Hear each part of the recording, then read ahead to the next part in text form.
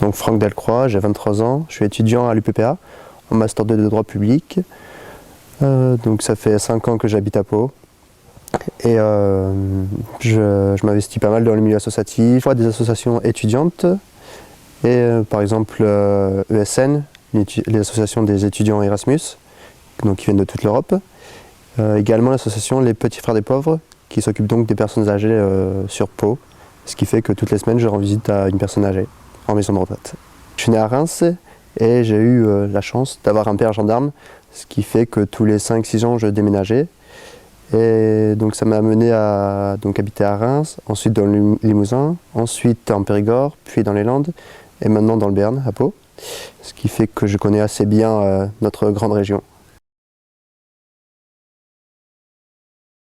Forcément la jeunesse, donc je suis vice-président étudiant de l'UPPA, ce qui fait qu'au quotidien je rencontre des étudiants, et je les aide à résoudre des problématiques, notamment les sans-papiers, pour obtenir des papiers auprès de la préfecture. Il y a des étudiantes enceintes, mères de famille, qui ont des problèmes et à trouver un travail viable avec les études, donc, compatible avec un emploi du temps, les aider à trouver des babysitters, les aider dans leur démarche administrative.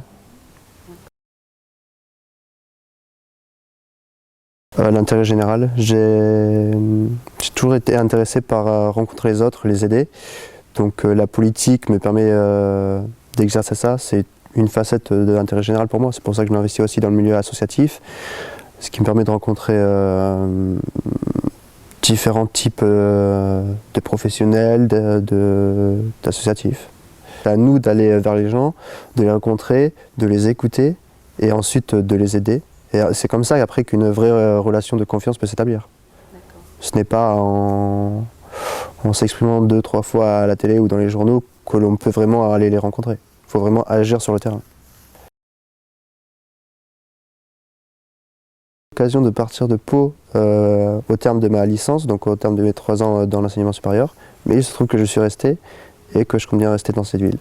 Après sinon une autre ville qui m'a marqué dans ma jeunesse, c'est Souston, là où j'ai passé mon adolescence, ville où habitait François Mitterrand.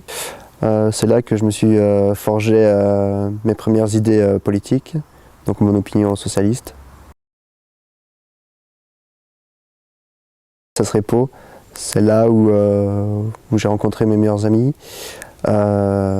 qui sont toujours mes amis d'ailleurs. Là où j'ai fait mes premiers pas en politique, là où je réussis scolairement. Donc voilà, pour moi Pau c'est vraiment la ville qui m'ouvre à ma vie d'adulte.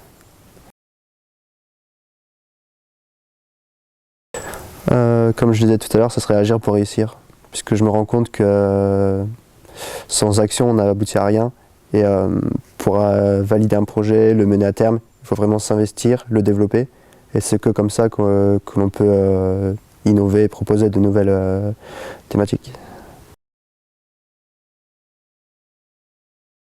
Ma passion à l'heure actuelle, c'est l'étude de la bataille de Gergovie, car comme nous sommes le 19 septembre 2015, ce soir le 15 de France rencontrera l'Italie.